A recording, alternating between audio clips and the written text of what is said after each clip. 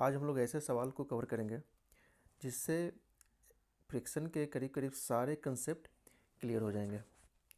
तो इस सवाल में हमें एक्सेलरेशन फाइंड आउट करना है A1 A2 A3 of the 3 blocks. इस फिगर में हम लोग देख सकते हैं और हॉरिजॉन्टल फोर्स 10 न्यूटन का अप्लाई किया जा रहा है। तो फर्स्ट केस में है 2 kg ब्लॉक पर अप्लाई किया जा रहा है, सेकेंड में 3 kg and third 7 kg block पर अप्लाई किया जा रहा है। तो फर्स्ट केस को देखेंगे। 2 kg ब्लॉक का फ्री बॉडी डायग्राम हम लोग बनाते हैं। तो यहाँ पर हॉरिजॉन्टल फोर्स 10 न्यूटन का अप्लाई किया जा रहा है।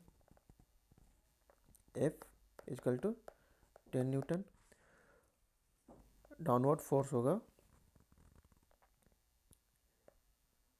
M1G, नॉर्मल फोर्स N1 और हमारे लेफ्ट साइड में फ्रिक्शन हो जाएगा F1।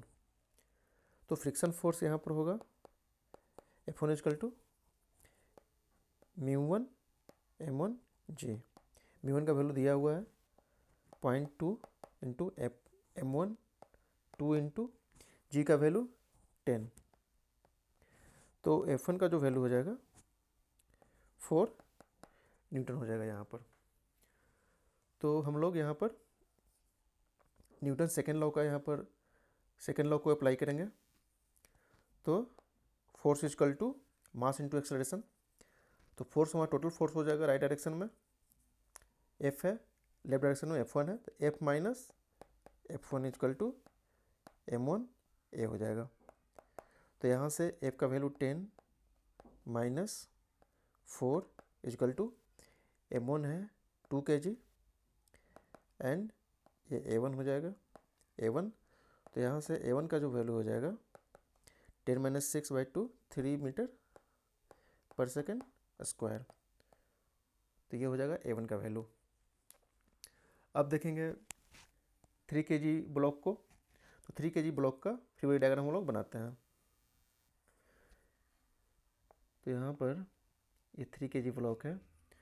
तो 2 kg ब्लॉक पर देख रहे हैं क्योंकि फ्रिक्शन फोर्स जो है लेफ्ट डायरेक्शन में अप्लाई हो रहा है। तो ये जो फोर्स है ये 3 kg ब्लॉक पर राइट डायरेक्शन में अप्लाई होगा F1। तो ये राइट डायरेक्शन में क्यों होगा? न्यूटन्स थर्ड लॉ से अगर ये लेफ्ट में अप्लाई हो रहा है 2 kg ब्लॉक पर, तो 3rd kg ब्लॉक पर क्या हो जाएगा? सेम फोर्स वो अपोजिट डायरेक्शन में अप्लाई होगा। F1 हो गया हमारा राइट डायरेक्शन में। इसे यहाँ पर न करके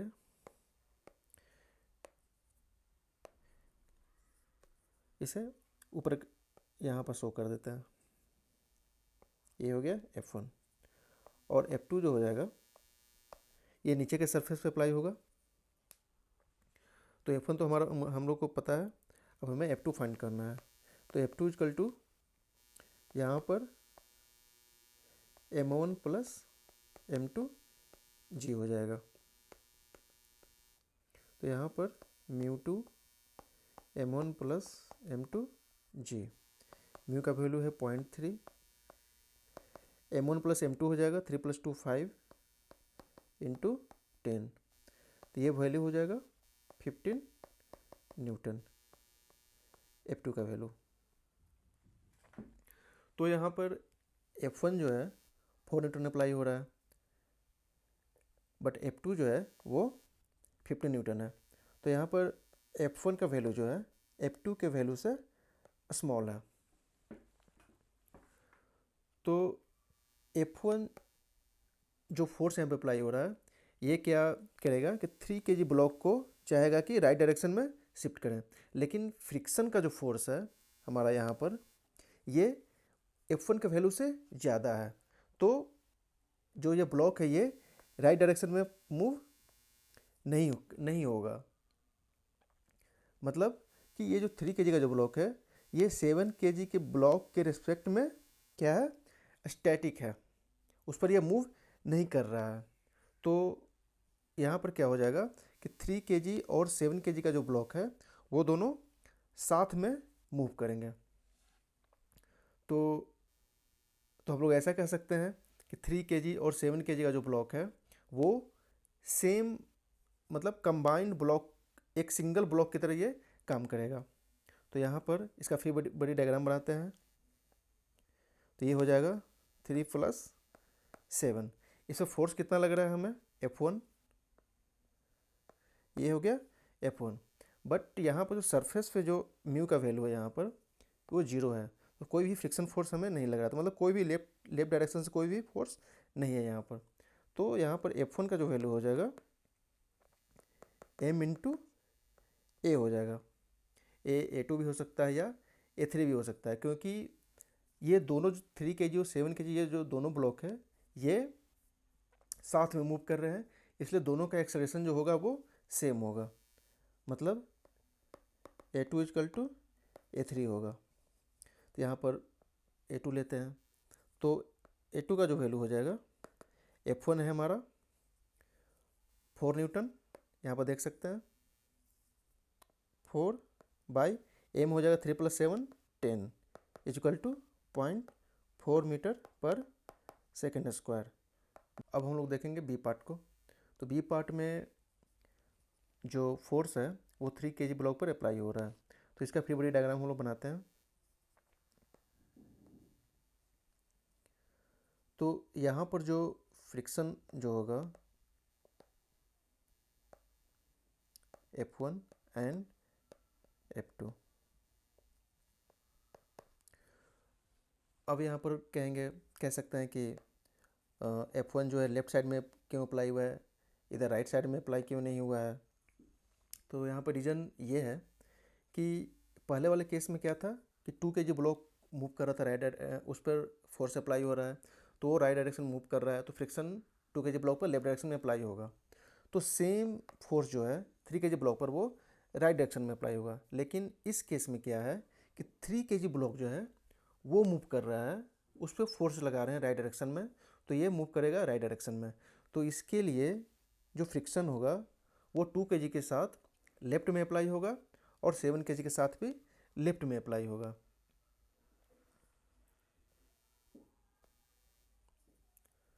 तो ये 4 न्यूटन था और Ft का वैल्यू जो था वो था 15 न्यूटन, फोर्स 10 न्यूटन।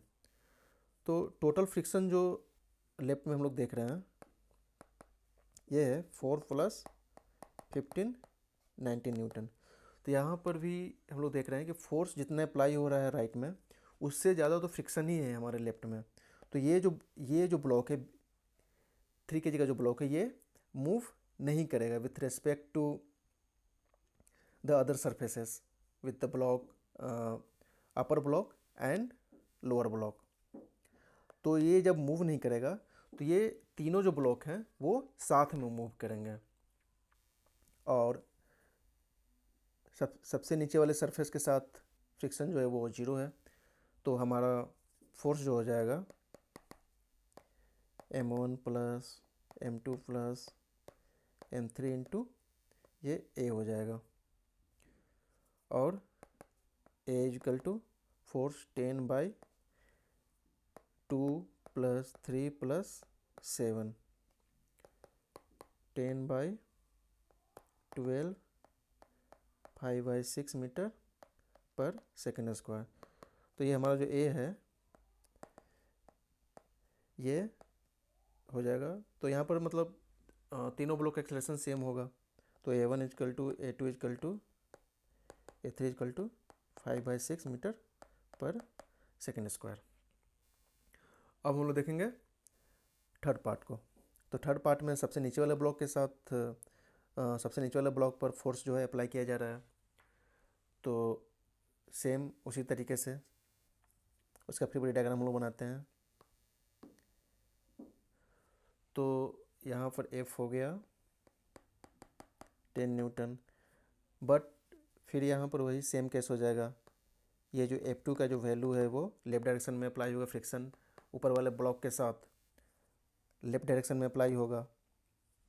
तो F2 का वैल्यू क्या है 15 न्यूटन है। सेम फिर से वही केस, F का जो वैल्यू है वो F2 से स्मॉल है, तो ये जो सबसे नीचे का जो ब्लॉक है वो ऊपर वाले सरफेस के रिस्पेक्ट में मूव नहीं करेगा, तो तीनों ब्लॉक जो हैं वो साथ में मूव करेंगे। तो इसका भी जो आंसर होगा वो बी पार्ट का आंसर हो जाएगा, सेम हो जाएगा, सेम कंसेप्ट। तो यहाँ भी A1 is equal to A2 is equal to A3 is equal to 5/6 metre पर सेकंड स्क्वायर हमारा आंसर हो जाएगा।